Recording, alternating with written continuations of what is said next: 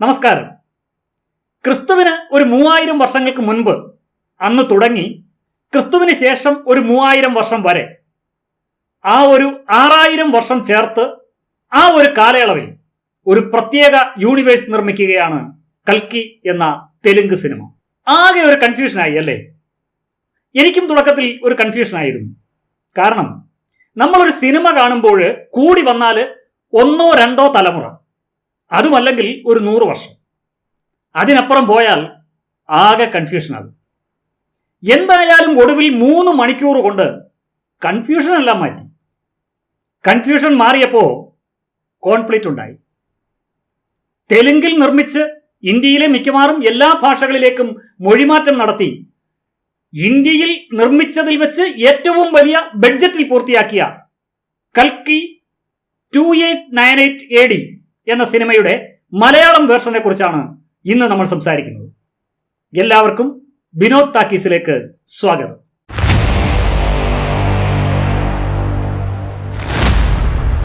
കൽക്കി എന്ന് കേൾക്കുമ്പോൾ നമ്മുടെ മനസ്സിൽ എന്താണ് വരുന്നത്? മഹാവിഷ്ണുവിന്റെ 10ാമത്തെ അവതാരം. ആ അവതാരം സംഭവിച്ചിട്ടുള്ളതല്ല, സംഭവിക്കാൻ പോകുന്നതാണ്.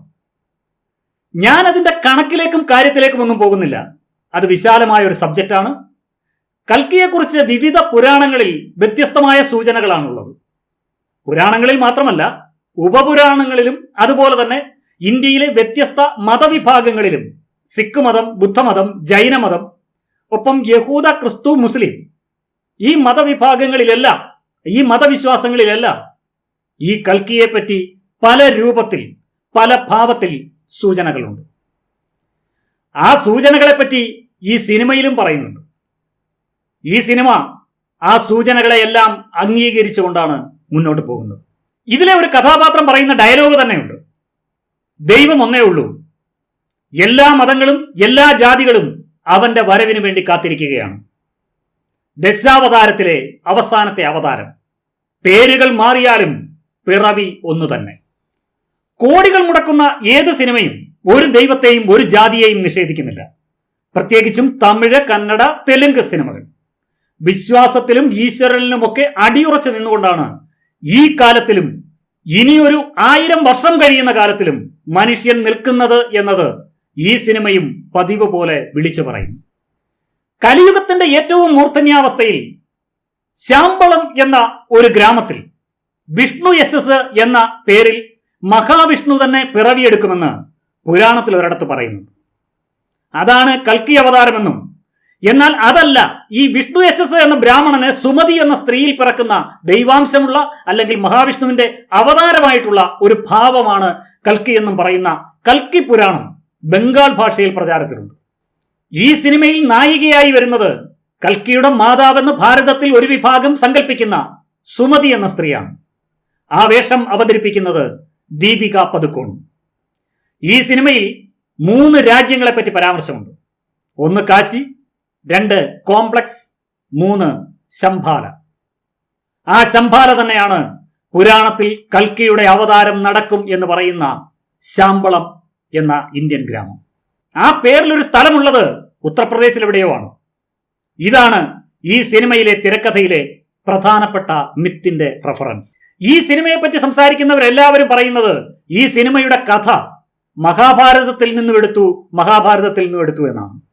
ഈ സിനിമയിൽ ചില കഥാപാത്രങ്ങളുടെ പേരുകളും സ്ഥലനാമങ്ങളും മാത്രമാണ് വ്യാസഭാരതത്തിൽ നിന്നും എടുത്തിട്ടുള്ളത്. ബാക്കിയെല്ലാം തിരക്കഥാകൃത്തിന്റെ ഭാവന മാത്രം. കാരണം കൽക്കി എന്ന അവതാരത്തിന്റെ ചെറിയ സൂചനകൾ മാത്രമേ മഹാഭാരതത്തിലുള്ളൂ.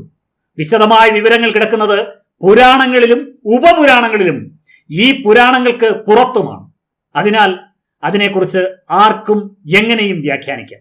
അതാണ് ഈ തിരക്കഥയിലെ ഒരു കോൺഫ്ലിക്റ്റ്. ഈ സിനിമ എല്ലാവരും കണ്ടു കഴിഞ്ഞ് നമുക്ക് വിശദമായ ഒരു വിലയിരുത്തൽ അക്കാര്യത്തിൽ നടത്താം. ഇപ്പോൾ നമുക്ക് സിനിമയെക്കുറിച്ച് മാത്രം ചർച്ച ചെയ്യാം. കഥ എന്തു തന്നെയായാലും ഈ സിനിമ ഇന്ത്യൻ സിനിമ കണ്ടിട്ടുള്ളതിൽ വെച്ച് ഏറ്റവും വലിയ സിനിമയാണ്.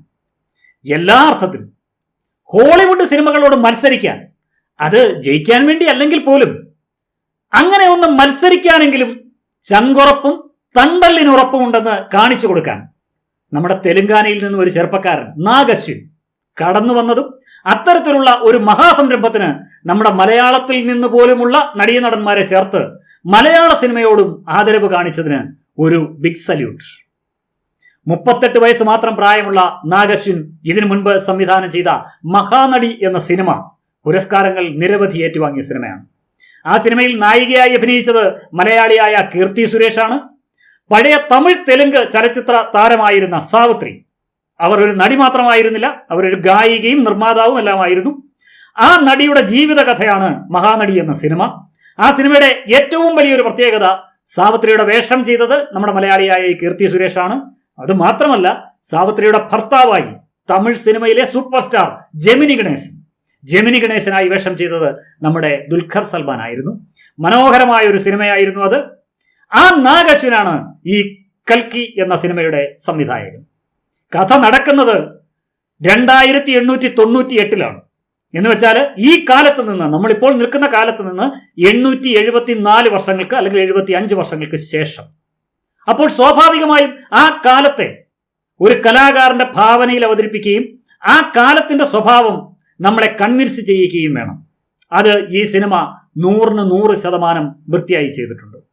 അങ്ങനെ കൺവിൻസ് ചെയ്യാൻ വേണ്ടിയാണ് ഈ സിനിമയുടെ നിർമ്മാണത്തിന് 600 കോടി രൂപ ചെലവാക്കിയെന്ന് പറയുന്നത്. ആ ചെലവാക്കിയ കണക്ക് ഒരു അതിശയോക്തിയേ അല്ല. ആ 600 കോടിയുടെ മുതലുണ്ട് ഈ സിനിമയിൽ. ഇപ്പോൾ നമുക്ക് വിദേശത്തിരിക്കുന്ന ഒരാളോട് ആശയവിനിമയം നടത്തണമെങ്കിൽ നിരവധി സൗകര്യങ്ങളുണ്ട്. നേരിട്ട് കണ്ടുപോലും നമുക്ക് അവരോട് സംസാരിക്കാം.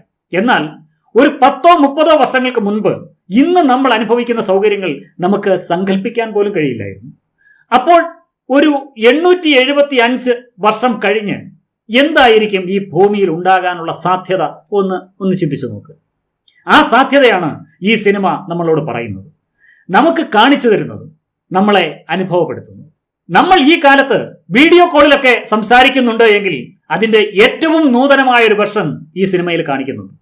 അതുപോലെ ഭക്ഷണം, വസ്ത്രം, വാഹനങ്ങൾ, ആയുധങ്ങൾ, പെരുമാറ്റങ്ങൾ, ശീലങ്ങൾ, ആചാരങ്ങൾ, സമ്പ്രദായങ്ങൾ, അങ്ങനെ അടിമുടി നമുക്കൊരിക്കലും പരിചയമില്ലാത്ത ഒരു പ്ലാറ്റ്ഫോമിൽ നമ്മളെ അത് കാണിച്ചു തരുന്നു, ശീലിപ്പിക്കുന്നു. ഇപ്പോഴെന്തെങ്കിലും കാര്യത്തിന് നമ്മൾ ഗൂഗിളൊക്കെ സെർച്ച് ചെയ്യുന്നുണ്ട് എങ്കിൽ ഈ സിനിമയിലെ സെർച്ച് എഞ്ചിൻ പുരാണങ്ങളാണ്. ഗൂഗിളും ഗൂഗിൾ മാപ്പും അപ്രസക്തമാക്കുന്ന ഒരു ലോകം. ഓക്സിജൻ പോലും കാശ് കൊടുത്ത് വാങ്ങേണ്ടി വരുന്ന ഒരു കാലം. വിവാഹത്തെ പറ്റിയുള്ള ചില വിവരണങ്ങളെല്ലാം അതൊക്കെ വളരെ രസകരവും കൗതുകവും നിറഞ്ഞതാണ്. കറൻസി, ബാങ്കിംഗ് സംവിധാനം എന്നിവയൊക്കെ മറന്നുള്ള ഒരു കാലത്താണ് ഈ സിനിമ നടക്കുന്നത്. കറൻസിക്ക് പകരം ഈ വെർച്വൽ പോയിന്റ്സ് ആണ് അത് ഈ സിനിമയിൽ ഉപയോഗിച്ചിട്ടുള്ളത്. ഈ കാലത്ത് തന്നെ നമുക്കിടയിൽ ഈ നോട്ടുകൾ അപ്രത്യക്ഷമായി കഴിഞ്ഞു. ഡിജിറ്റൽ കറൻസിയാണ് ഇപ്പോൾ നമ്മൾ അധികവും ഉപയോഗിക്കുന്നത്. പിന്നെ സിനിമയിലേക്ക് വന്നാൽ ഈ സിനിമ കാണാൻ ഒരു പ്രേക്ഷകൻ പോകുന്നത് പ്രഭാസിന്റെ സിനിമയായി പരിഗണിച്ചുകൊണ്ടാണ്. അത്ര വലിയ താരമൂല്യമൊന്നുമില്ലാതിരുന്ന പ്രഭാസ് ബാഹുബലിയിലൂടെ നേടിയ മൂല്യം പിന്നീട് തുടർന്നുള്ള എല്ലാ സിനിമകളിലും അതുപോലെ നിലനിർത്താൻ കഴിയാത്ത അവസ്ഥയിലായിരുന്നു. ഈ സിനിമ പ്രഭാസിന്റെ ആ നഷ്ടപ്പെട്ട മൂല്യങ്ങളെല്ലാം മടക്കിപ്പിടിക്കും എന്ന ഒരു പ്രതീക്ഷയിലാണ് പ്രേക്ഷകരും ഒപ്പം ഞാനും. ആ ഒരു കണക്കുകൂട്ടലോടെയാണ് സിനിമ കാണാൻ നമ്മൾ പോയത്. എന്നാൽ നിർഭാഗ്യമെന്ന് പറയട്ടെ, പ്രഭാസിന്റെ ഇൻട്രോയും തുടക്കത്തിലെ ചില രംഗങ്ങളുമെല്ലാം കണ്ട് സത്യത്തിൽ തിയേറ്റർ പോലും ഒരല്പം നിശ്ചലമായി പോയി. ഒരു മൂന്നാന്തരം തെലുങ്ക് സിനിമയിൽ നായകൻ എങ്ങനെ വരുന്നോ അതുപോലെ വരിക, അതിനേക്കാൾ മോശം കോമഡിയും കൗണ്ടറുമെല്ലാം അടിക്കുന്നതും ഒക്കെ കാണുമ്പോൾ സത്യത്തിൽ പ്രേക്ഷകർ നിരാശരായി എന്ന് പറയാതെ വയ്യ. കാരണം സിനിമയിലേക്ക് പൂർണ്ണമായും പ്രേക്ഷകർ എൻട്രി ആയിട്ടുമില്ല ആ സമയത്ത്. അപ്പോഴാണ് ഈ സിനിമയിൽ ഒളിപ്പിച്ചു വെച്ച ഒരു മാജിക്ക് മെല്ലെ മറനീങ്ങി പുറത്തു വരുന്നത്. ആ മാജിക് എന്താണെന്ന് ഞാൻ പിന്നീട് പറയാം. സിനിമ തന്നെ ഒരു മാജിക്കാണ്. ആ മാജിക്കിനെ മറ്റൊരു മാജിക്ക് തോളിലെടുത്ത് ഉയർത്തിപ്പിടിച്ച് നടക്കുന്നത് കണ്ട് പിന്നെ കസേരയിൽ നിന്നും എഴുന്നേൽക്കാതെ പ്രേക്ഷകർ സിനിമയിലേക്ക് തലയും കുത്തി വീണുപോകുന്നു. ഈ പ്രഭാസിന്റെ പ്രകടനം തുടക്കത്തിൽ ഒത്തിരി അയച്ചും കെട്ടഴിച്ചും വിട്ടത് എന്തിനാണെന്ന് ഈ സിനിമയുടെ ക്ലൈമാക്സിനോട് അടുക്കുമ്പോഴാണ് നമുക്ക് മനസ്സിലാകുന്നത്. അവിടെ പ്രഭാസ് കത്തിച്ചു വിട്ട ഒരു റോക്കറ്റായി മാറും. ഈ സിനിമയുടെ സംവിധായകന് 38 വയസ്സ് പ്രായമാണ്. നായകൻ പ്രഭാസിന് 5-6 വയസ്സ് അധികമുണ്ടാകും. എന്നാൽ അവരെക്കാളൊക്കെ ഇരട്ടി പ്രായമുള്ള ഇന്ത്യൻ സിനിമയിലെ ഹിമാലയ പർവ്വതം ശ്രീ അമിതാഭ് ബച്ചൻ. വളരെ പതുക്കെയാണ് ആ കഥാപാത്രം മറനീങ്ങി പുറത്തു വരുന്നത്. ആ കഥാപാത്രം ആരാണെന്ന് ഞാൻ നിങ്ങളോട് പറയുന്നില്ല. ഇപ്പോൾ ഒരു എവർഗ്രീൻ സിനിമ ലെജൻഡിന്റെ മാസ് എൻട്രി ഒന്നുമില്ല. ഒരു താമരപ്പൂ വിരിയുന്നത് പോലെ മെല്ലെ വിരിഞ്ഞ് ആ മുഖവും കഥാപാത്രവും പ്രേക്ഷകരുടെ മനസ്സിലേക്ക് കയറുമ്പോൾ പിന്നെ ഈ പ്രഭാസൊക്കെ നിഷ്പ്രഭനായി പോകുന്നു ആ പർവ്വതത്തിന്റെ മുന്നിലെന്ന് പറയാതെ പോകാനാകില്ല. അവിടം മുതൽ ആ സിനിമ ഏതാണ്ട് അവസാനം വരെ അമിതാഭ് ബച്ചന്റെ തോളിൽ തന്നെയാണ്. അല്പം കുരുത്തക്കേടും തരികിടയും തട്ടിപ്പും വെട്ടിപ്പും എല്ലാമുള്ള ഒരു കഥാപാത്രമാണ് ഈ പ്രഭാസിന്റെ ഭൈരവൻ. സത്യത്തിൽ ആ പേരിനും ഒരു മഹാഭാരതം റെഫറൻസ് ഉണ്ട്. ശിവനോടൊപ്പം നിൽക്കുന്ന ഭൈരവന് കാശിയുമായും ബന്ധമുണ്ട്. ഈ സിനിമയിലും പ്രഭാസ് കൈകാര്യം ചെയ്യുന്ന കഥാപാത്രമായ ഭൈരവൻ കാശിയുമായി ബന്ധപ്പെട്ടാണ് നിൽക്കുന്നത്. മലയാള സിനിമയ്ക്ക് അഭിമാനിക്കാനുള്ള വക നൽകുന്നുണ്ട് ഈ സിനിമ.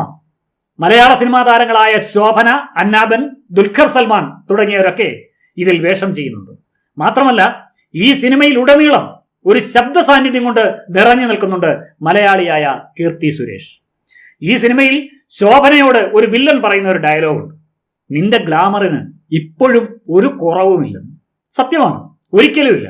ഇപ്പോഴും ശോഭനയുടെ അഭിനയത്തിന്റെ ഗ്ലാമറിന് ഒരു കുറവും സംഭവിച്ചിട്ടില്ല. ഏപ്രിൽ 18 പിടിവാശിക്കാരിയും എന്നാൽ തൊട്ടാവാടിയുമായ പൊട്ടിപ്പെണ്ണല്ല ഇന്ന് ശോഭന. ഈ പടത്തിൽ ശോഭന ഒരു തീപ്പൊരിയാണ്. അത്യാവശ്യം ശോഭനയുടെ ആരാധകർക്ക് കസേരയിൽ ഒന്ന് ഞെളിഞ്ഞിരിക്കാനും വേണ്ടി വന്ന കൈയടിക്കാനും വിസിലടിക്കാനും ഒക്കെ ഉള്ളത് ശോഭന ഈ സിനിമയിൽ ചെയ്യുന്നുണ്ട്. നായികയായി എത്തുന്ന ദീപിക പദുക്കോൺ അരികിൽ നിന്നിട്ടും നമ്മൾ ശോഭനയെ തന്നെ നോക്കിയിരുന്നു പോകും. അതാണ് ശോഭനയുടെ ഒരു സ്ക്രീൻ എഫക്റ്റ്. ഈ സിനിമയുടെ തുടക്കം മുതൽ ശോഭന ചെയ്യുന്ന കഥാപാത്രത്തിന് ഒരു പവറുണ്ട്. സിനിമയുടെ ക്ലൈമാക്സിനോട് അടുത്ത് വരുമ്പോൾ ശോഭനയുടെ വക അല്ലറ ചില്ലറ മാസ് രംഗങ്ങളുണ്ട്. അടുത്തത് അന്നാബനാണ്. ചിലപ്പോൾ അല്പം നിഷ്കളങ്ക ഭാവവും കുറച്ച് കുസൃതിയും കുറുമ്പും കൗശലവും ഒപ്പം പോരാട്ട വീര്യവും സമരവീര്യവും എല്ലാം പ്രകടിപ്പിക്കുന്ന ഒരു കഥാപാത്രമാണ് അന്നാബൻ ചെയ്യുന്നത്. വളരെ ക്യൂട്ടായിരുന്നു സ്ക്രീനിലെത്തുമ്പോൾ അന്നാബൻ. ആക്ഷൻ രംഗങ്ങളിലൊക്കെ നന്നായി കസറി. എന്തായാലും ഇനി നമ്മുടെ മേനകയുടെ മകൾ കീർത്തി സുരേഷിനെ പോലെ തന്നെ ഈ അന്നാബിനെയും മലയാളത്തിന് പിടിച്ചാൽ കിട്ടുമെന്ന് എനിക്ക് തോന്നുന്നില്ല. സിനിമയുടെ കഥയിൽ ഒരു പ്രധാന ഭാഗത്താണ് എങ്കിലും ദുൽഖർ സൽമാൻ ഒരു അതിഥി വേഷമാണ് ചെയ്യുന്നത്. മലയാളികളെ ഒന്ന് ഇളക്കാൻ അദ്ദേഹത്തിന്റെ പ്രസൻസ് ഈ സിനിമയിൽ സഹായിച്ചിട്ടുണ്ട്. ഉലകനായകൻ കമലഹാസനാണ് മറ്റൊരു പ്രധാന വേഷം ചെയ്തത്. സിനിമയുടെ തുടക്കം മുതൽ കേന്ദ്രമാക്കുന്നത് കമൽ അവതരിപ്പിക്കുന്ന സുപ്രീം യസ്കിൻ എന്ന കഥാപാത്രത്തെയാണ്. എന്നാൽ ആ കഥാപാത്രത്തിന്റെ ഐഡന്റിറ്റി അത് വിരിഞ്ഞു വരുന്ന നിമിഷത്തിൽ തന്നെ സിനിമ അവസാനിക്കുകയാണ്. അത് പോസിറ്റീവാണോ നെഗറ്റീവാണോ എന്നത് നമ്മൾ അടുത്ത ലക്കം വരെ കാത്തിരുന്ന് കാണണം. ഇനിയുള്ള ലക്കങ്ങളിൽ കമലഹാസന്റെ തേരോട്ടം തന്നെ ആയിരിക്കുമെന്നാണ് സിനിമയുടെ കർട്ടൻ നമ്മളെ ബോധ്യപ്പെടുത്തുന്നത്. ഇനി പറയാൻ ഏറെയുണ്ട് ഈ സിനിമയെപ്പറ്റി. എത്ര പറഞ്ഞാലും മതിയാകാത്ത മതിപ്പുണ്ട് ഈ സിനിമയോട് എനിക്ക്. എന്റെ പറച്ചിൽ നിങ്ങളുടെ ആസ്വാദനത്തെ ബാധിക്കാൻ പാടില്ല എന്നതുകൊണ്ട് 1-2 ആഴ്ച കഴിഞ്ഞ് നമുക്ക് വിശദമായി പറയാം. ഒരിക്കലും ഈ സിനിമ മിസ് ചെയ്യാൻ പാടില്ല. കുടുംബസമേതം കുട്ടികളെ കൂടി ഉൾപ്പെടുത്തി നല്ല തിയേറ്റർ നോക്കി എത്രയും വേഗം ഈ സിനിമ കാണാൻ ശ്രമിക്കുക. ഈ സിനിമയെ പറ്റിയുള്ള കൂടുതൽ ചർച്ചകൾ നിങ്ങളുടെ ആസ്വാദനത്തെ തന്നെ ബാധിക്കും. ഒരുപക്ഷെ നിങ്ങൾ OTTക്ക് വേണ്ടി കാത്തിരുന്ന് ഈ അവസരം നഷ്ടപ്പെടുത്തിയാൽ പരിത്രാണായ സാധൂനാം വിനാശായ ച ദുഷ്കൃതാം ധർമ്മ സംസ്ഥാപനാർത്ഥായാം സംഭവാമി യുഗേ യുഗേ. ഇനി ഇതുപോലൊന്ന് സംഭവിക്കണമെങ്കിൽ എത്ര കാലം നിങ്ങൾ കാത്തിരിക്കണം എന്നത് പറയാനാകില്ല. നാളെ മറ്റൊരു സിനിമയുടെ വിശേഷവുമായി നമുക്ക് വീണ്ടും കാണാം. അതുവരെ എല്ലാവർക്കും സ്നേഹാദരം. ഓർക്കുക, സംഭവാമി യുഗേ യുഗേ.